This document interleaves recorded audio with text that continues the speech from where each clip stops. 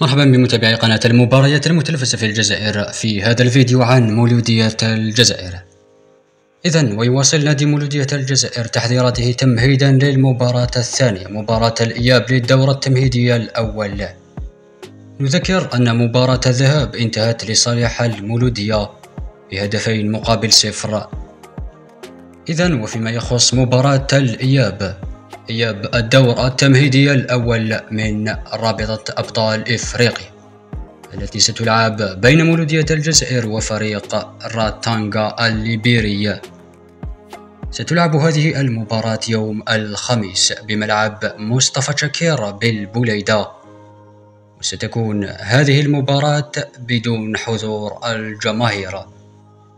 الساعة التي ستبدأ فيها المباراة هي 8 مساء، وستكون هذه المباراة منقولة على القناة السادسة الشبابية، ومعلق هذه المباراة سيكون المعلق أمين رازاوي.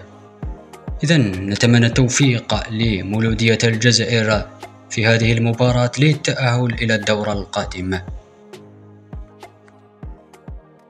وفي الأخير لا تنسوا الاشتراك في القناة وإعجاب بالفيديو وتفعيل الجرس ليصلكم كل جديد.